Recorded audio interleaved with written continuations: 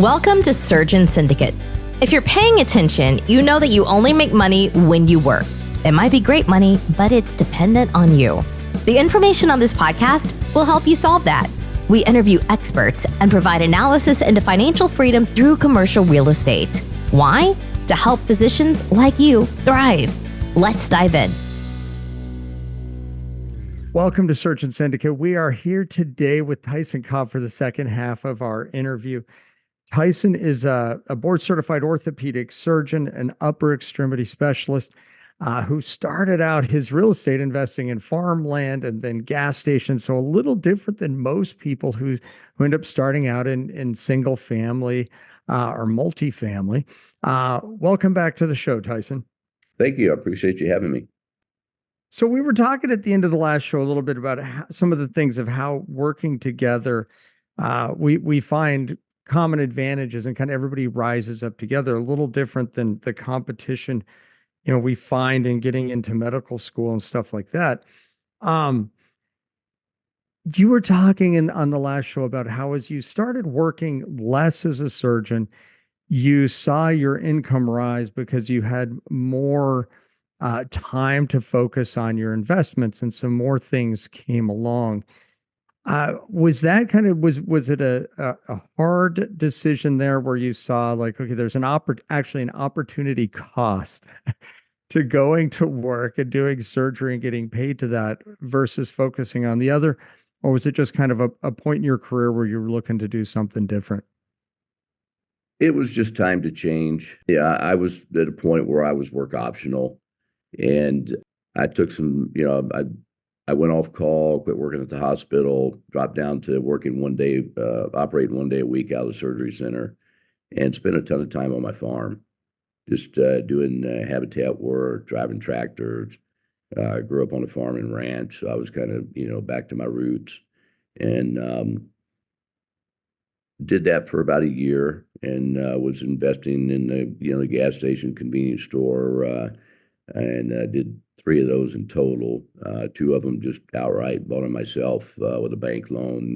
The other one JV'd with a partner, and just moved into the other asset class. Joined a bunch of groups, educated myself, read a ton of books, listened to a ton of podcasts, and moved into syndications. And it was just it was a good move for me. I mean, I think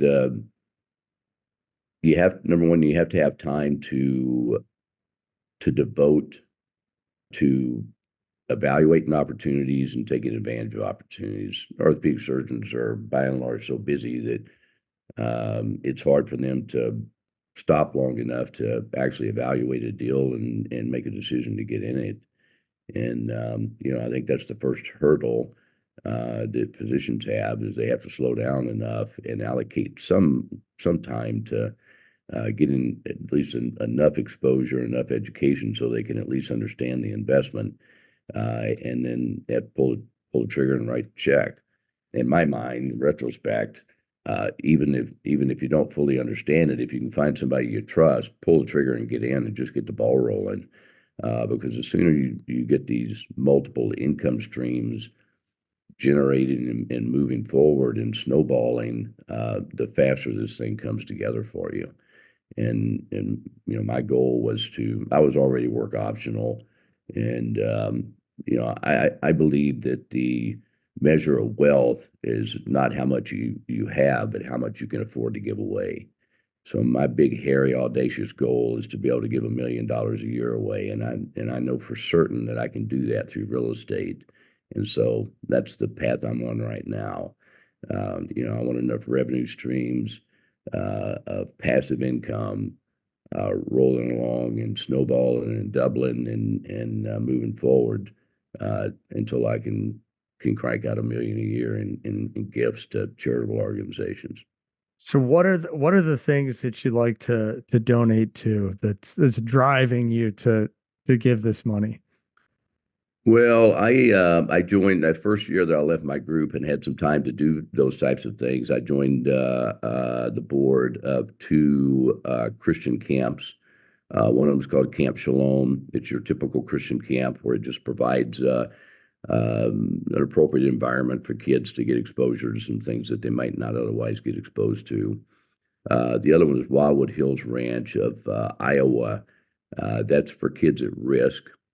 And they're a little different in that these kids are referred in by social workers and other state facility type people. Some of them are in foster care programs. Some of them, the parents have been sent to prison or something, maybe lost one parent or both.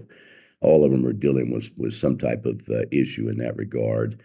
And so they're referred in and they're evaluated. And if they seem to fit the bill, then they're accepted in on a 10-year program. So there's no charge to the kids or the family.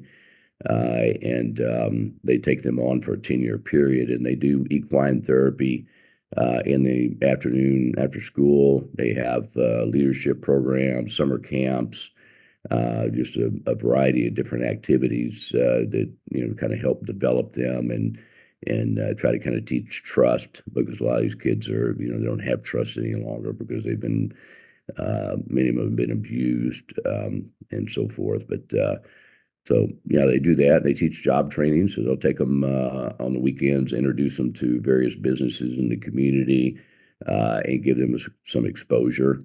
And sometimes the kids wind up getting summer jobs, and some of them wind up placing there.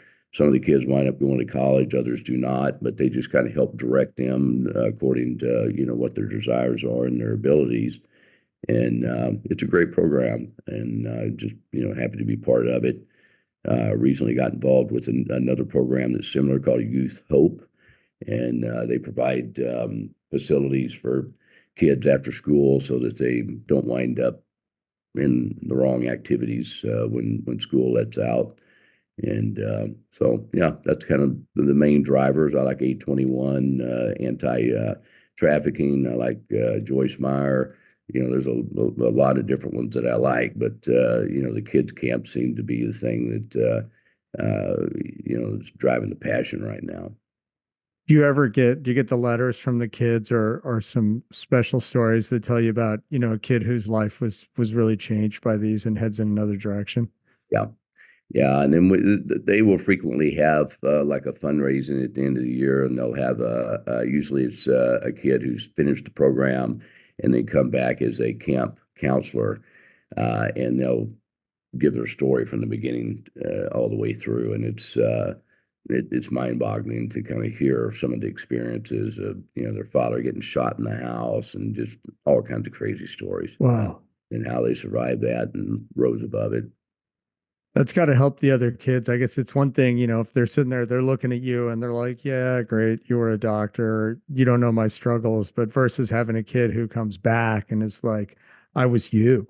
Right. And this is what I did if you engage in the process. That's pretty cool. How much different did it affect your mindset when you're looking at the money you have available for investments? And I ask this because I kind of felt this way versus the money you make as a doctor, where it's like this scrapping and clawing. You're getting denials and you're getting paid less all the time, and and people don't pay, and all these things that go on. That it's kind of like you fight so hard for your money that sometimes it feels like, well, I need to keep this more. And then you move into where you're working in the real estate world and you have investments that are generating income without you having to, give your blood, sweat, tears, and soul for it. As far as just that feeling of abundance and being able to share that with other people who need some help. Yeah, it's amazing because when you're in that first environment you described, which we've all been there, and probably a lot of the listeners are still there. And, I'm still there to some extent, although it doesn't bother me the way that it used to, because it really doesn't matter much anymore. But, when you move over into an entrepreneurial mindset and start investing, the money comes so much easier and is so less stressful. And life is so much more full of joy than it was before.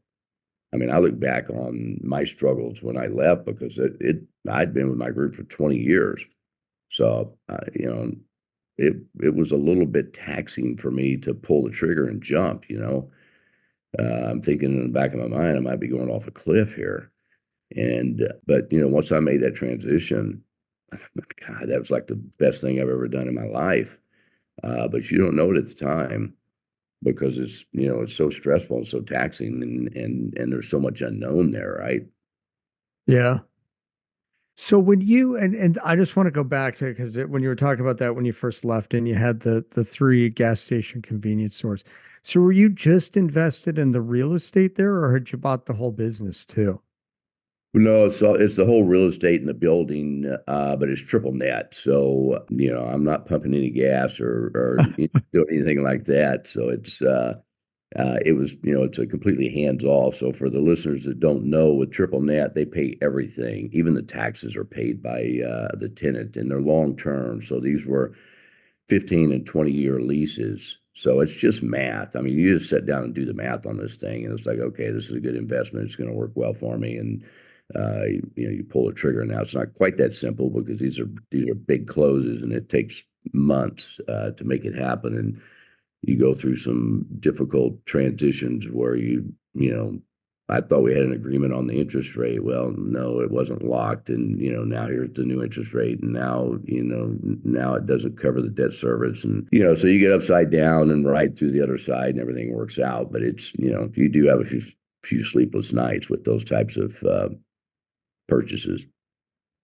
You know, and that's so much different when you go from anything that involves where a human being lives. There's more rules and more set paths. So a lot of the, you know, the mortgages on multifamily come through government affiliated organizations, and a lot of the times they don't have a guarantee, personal guarantee with them. The rates lock in a little different than, but when you get into commercial properties, there's a lot less rules, which can mean can, can mean there's room to mess things up, but it can also, it leaves all this space for creativity to figure out how to make a deal work that didn't work initially. And I think that's the part that to me is a lot like surgery. And it took me a long while to figure this out because people would say things like, ah, well, you know, this is good for surgeons because it's very meticulous, it's well planned, and it didn't really resonate with me when they would say that. And then I thought one day it hit me. I'm like, wait a minute. I go into a pelvis, and I'm sure orthopedics is the same way. There's a general plan, but it's almost like it's like remodeling a house. You don't know what you're going to find till you get in there.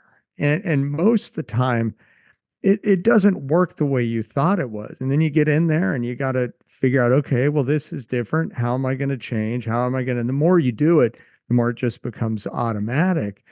But it's not a smooth roadmap that always goes the same. It's every once in a while you're like, wow, this is anatomy that looks like Netter's. I haven't seen that in years. Yeah. So every once in a while you get the deal and you're like, okay, here's the plan for the deal. And it all just works. And you're like, wow, that was easy. Did I miss something? You mentioned the creative financing. I'm in Pace Mortgage is one of the groups that I'm in, and I love the way that these people that have learned all these creative financing. There's not a deal that they can't figure out how to make it work. You know, they can sit down and figure out how to make almost anything work. And you know, just you know, you mentioned the government financing earlier. We've got a deal. We're actually supposed to close on it today, and we're still waiting on the approval for us to assume the loan. But it's a loan assumption at 4%, and we're going to save $500,000 a year on interest by being able to assume the loan. So just one example of how sometimes you can kind of cut the corners on these deals and save a lot of money and make a deal work really well.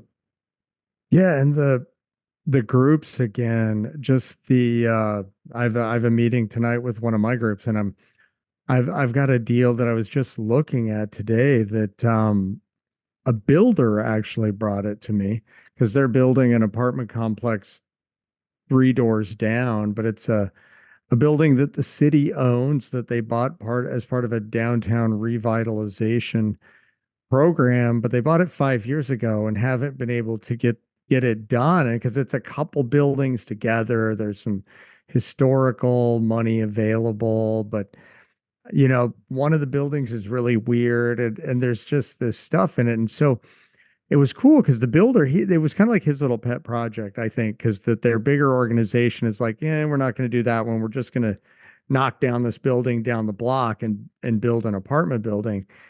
So he's done a bunch of the work already. And so it's again this thing like where people are just helping you. He's like, so here's my pro forma and here's our initial sketch, and here's how you can get these historical tax credits, and here's the way the numbers work for me. And I'm kind of like, wow, that's a lot of bulk of the work already done. But now I can take it to my group and kind of go, what do you guys think of this? And what would be the best to put in this building and how to set it up and how to avoid some of the pitfalls? But even better is the next building over that everybody else had tried to make part of the same deal is the one that truly will require some great creativity.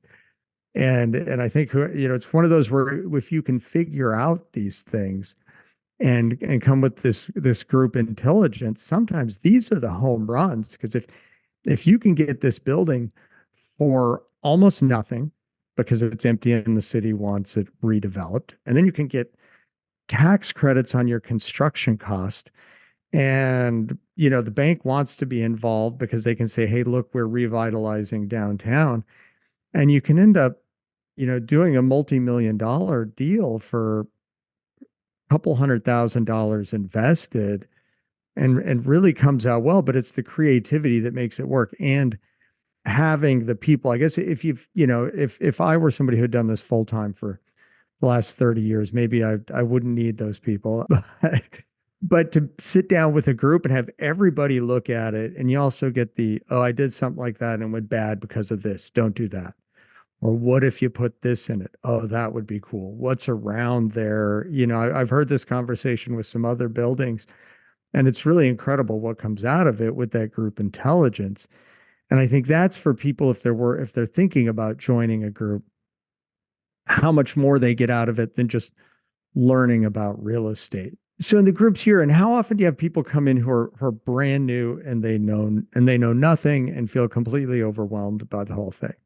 All the time. Yeah, I just had an investor call me after one of our webinars that I had a host on, and this host had a finance background, so he was going over IRR and average annual return and cap rates and all that type of stuff. And so the guy called and he said, I don't understand. I'm like, well, okay, well, what don't you understand? He said, I don't understand any of it. I didn't understand a single word that guy said. I said, okay, well, let's just start from the beginning and break this down. He's like, I don't have time right now. I'll call you back. I said, all right. But yeah, that's the problem with our profession is we're all so busy. At least I used to be that, it's hard to make that transition in, but I'm telling you, once you do it, just as it's worth the time and the effort. And it can be hard to get used to being the smart guy, the expert that everybody comes to pick up the phone and make that call to you and be like, I don't understand any of this. And you're like, I don't think this math is that hard, but it all missed me. I have no idea. Yeah. Yeah. And it's easier for me than it is for someone like the finance guy, because, it hasn't been that long ago that I didn't understand any of it. So, I feel their pain, and I know their pain because I've been there, thinking, I've got no idea what these people are talking about. This doesn't make any sense to me at all. Yeah, I was there just about 5 short years ago, so I still know the pain. And it's interesting, it doesn't take that long. When you say 5 short years ago, I think anybody listening, if you look back 5 years, you're like, oh wow, that wasn't that long ago. And if you're a surgeon, if you're a doctor, and or a lot of other professions, if you look at the amount of information you consume and grow, and even beyond school, just keeping up with your profession and new things, you learn a lot. And this is the same thing. You put a little time into it, and you can figure it out. And I think for me, the drive time education is the huge thing that 100%. I agree with you 100%. I mean, if you'll just listen to audiobooks and podcasts when you're driving or when you're running or when you're lifting in the gym, you'll turn a corner a lot faster than you can even imagine. yeah. And then you can, the thing that I always like to do, I started doing this in med school because we could get our lectures recorded. And I would try and listen to them all like 5 times before a test. And this is back when we had cassette tapes. So I had to get a dictaphone deal. And I would just keep playing it faster as I understood it better, just looking for the parts I didn't understand. And you can do the same thing with Audible. You can Right. turn the speed up. And I think that was when I first started the learning all those terms. That was the big, like, what are they? What's an IRR? What are they talking about? Wait, the equity multiple, isn't that the same thing? How much am I going to make? And I got Joe Fairless's book on Audible, and I just listened to it it took like 5 times. And there's even part of it that's just vocabulary that they go through. So finally I had it running so fast that my kids would get in the car and they're like, what are you listening to? This is ridiculous. But I don't know, those are some of the tricks I think for people if the whole thing seems intimidating. And whether it's that or lots of other things, that drive time education can really move the ball. You look at what you're struggling with, find a book that deals with it, and off you go. So 100%. I agree with that 100%. There's so many great podcasts now too, and it doesn't really matter what you're trying to learn.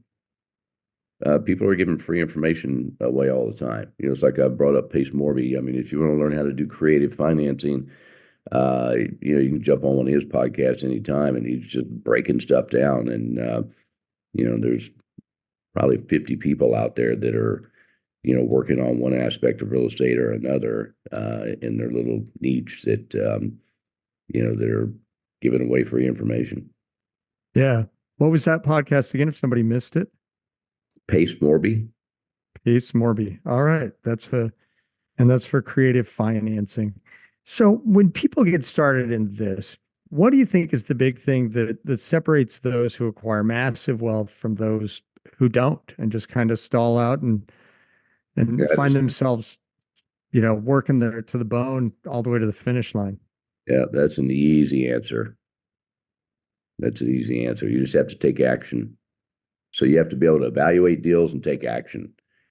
Now, you don't really have to be able to evaluate deals, but you do have to be in a group that can evaluate deals. So you either do it yourself or join a group that's going to do it and help you do it. But the key is to take action. And another thing that I see repeatedly, and I did it myself for a very long time, professionals tend to just increase their spending as their income goes up. Bigger house, another Maserati, and I've been there. Airplanes, boats, horses, motorcycles, sports cars. I did all that, and then at some point in time, I decided I'm going to simplify my life and sold my airplane, gave my horses away, and just simplified my life. But my advice to young physicians would be to live on about half of what you make and aggressively invest the other half and diversify. That's great. And if you can find something that is your splurge spending that's a low price point. My wife says, she's like, I got a thing for bowls. I like to see new bowls. And so she probably spends $20 a month buying new bowls that cycle through our cupboard. It's like Better than expensive purses, right? I know exactly. I'm like, man, you can buy as many bowls as you like. And they're not fancy. They're just a new design. And she's like, they were so cool. I had to have them. I'm like, that's awesome. That's what we all need. We need something that we just go out and go, I gotta have that. But man, if it's under $50 and you're a surgeon, you'll probably be okay if that's your $50 a month splurge. Right. So that's any advice for people who are having a hard time getting started. They look at it because I know some docs, we've talked about real estate and syndications. And they kind of go, oh, yeah, yeah, yeah, it makes sense. And in the last 3 years, I know two people and they've done nothing. They haven't taken the leap. What's your advice to those who just can't seem to jump in for, what reasons do you find that they don't jump in? Well, I think fear keeps a lot of people back, and then the other thing is people are just busy. They're just busy, and when you have that motivation. I was talking to an investor recently who's his mindset's there. He understands the reason that he should be doing it, and I'm like, pull the trigger. You need to pull the trigger on something, and so just make up your mind in the next 60 days. I'm going to put $100,000 into real estate, and then spend the next 60 days looking at options and studying and make a decision, and then do another one, and then another one, and another one, and once you get the ball rolling and these deals start coming full cycle, and that 100 becomes 200, and now you're putting that into either one deal or splitting it in two different deals. And that's the other thing I recommend people do. I mean, if you're going to pull 250,000 out of the stock market right now, which might not be a bad gig, because after every good run there's a crash at some point in time. So taking a little money off the table and putting it into real estate, which is discounted right now, is probably not a bad option from a long-term wealth building strategy. But if you're going to pull a $250,000 out of the stock market, don't put it all in one deal. Break it up and put it into some different deals so that you diversify in different asset classes or different teams and different areas. I like investing in areas that are growing, as we mentioned earlier. So I like Phoenix, I like Texas, I like Florida, I like the Southeast. There's just a ton of job growth down there, a ton of population growth, but I don't put it all in one spot. And then once you're in, the level of learning and understanding of something you're actually in versus something you're reading about and thinking about is totally different. And Yeah, I think joining groups so that you get some exposure, like you were describing earlier, where you're actually talking about deals and looking at deals, it helps you move so that these decision-making processes are more comfortable. They're always a little uncomfortable, I think, at least for the first few years. And, even now, sometimes I just feel pressured time-wise, because I can spend a week looking at one deal, just studying stuff, studying it, studying. And frequently I have to make a decision. I don't have that much time. So I think that's my stress point right now is, I have so much deal flow. In the old days, I didn't get to see any good deals. I just saw a lot of bad deals. Now I have a ton of deal flow because I'm in so many groups. I go to so many meetings. So when you're trying to sort through all those deals and decide which ones are the kind of the cream of the crop and the ones you want to go with, it's a time-consuming process. And I think that's probably what I struggle with the most now is just trying to get through the deal flow and evaluate these things. If you're not seeing much, yeah, plenty of time to look at them. But when you're seeing a lot, you've got to be able to sort these things out in a reasonable amount of time. Yeah, that's interesting what you said about not just the deal flow from being in a bunch of groups and going to meetings, but the people you're around. Because if you're just at the hospital and you don't know anybody who's doing this, and they're like, oh, I just keep mine, I got my guy who does my investing, and that seems normal, and that's what everybody's doing. It's even more intimidating. Like you feel like you're going off on your own and trying to into this alternative asset world. But if you're in some groups where now you hear other people talking about it, you see other people doing it, not only you're learning from them, not only are you getting exposure to deals, but it becomes normal. And you're like, oh, this is what people with growing wealth do. And the people sitting in the doctor's lounge complaining about Medicare are a different group. And like, I want to go be in this other group over here. So I think there's a great point about the groups again. Yeah. Yeah, for sure. And the educational platform in a lot of these groups will, help you navigate, where are we on the market cycle and what's happening with cap rates and things that people wouldn't normally think about. So, the interest rates are going to go down. We know that's going to happen. We just don't know how much and when. But when they do, the cap rates are going to go down and the values are going to go up. So right now is a pretty good time to be getting into the real estate market, as long as you make a wise choice in what you get into. So I'm not suggesting that people just willy-nilly jump in because the market's down. But now's a great time to find good discounted deals, and they're out there. And 2 years ago, you couldn't find one to save your life, and now they can be found. So Yeah, yeah. And some sellers that weren't willing to sell are now reaching the point where they're willing to let some things go. I think we're also starting to see some of this generational shift, because I've seen multiple deals in this year that are sellers that have owned them for over 20 years. And they're looking at retiring. They're in their 70s and 80s, and they're finally letting them go and moving on. And I think we're just going to see more of some of that stuff starting to hit the market too, that hasn't been on a short term, it's been on a long hold. yeah, 100%. Yeah, they're seeing people that buy businesses are seeing the same thing. I'm in a group that is active in that regard, and so there's a fairly large population of people that are kind of moving into that retirement phase of life, and selling businesses and selling real estate and selling everything. So now's a good time to take advantage of that. So we're a real estate show here, but this topic comes up a few times. When I was asking about the gas station, it was kind of the same thing. So the buying businesses, is that something you've been involved in too, or is it just one you've kind of been alongside of?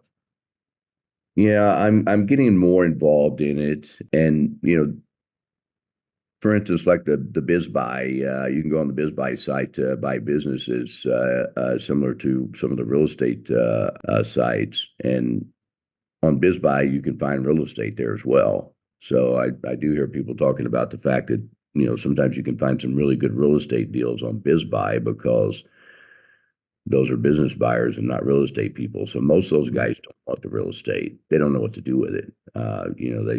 They want the seller to keep the real estate, and they want to have a long-term triple net, because they just understand the business end of it. So if you do understand the real estate end of it, there's some opportunity there, because a lot of the business buyers don't want the real estate.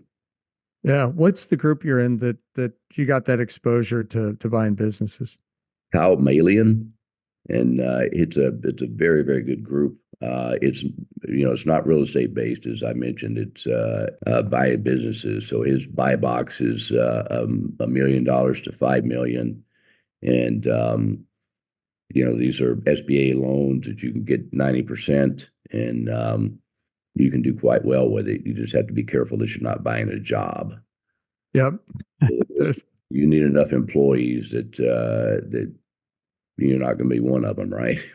Yeah. So what was this guy's name again? Kyle Malian. I just like to make a little note here. Malian. Yeah, he has three. There we go. Acquisitionpreneur. Yeah, he has 3 in-person meetings a year, and they have a call about 3 or 4 nights a week.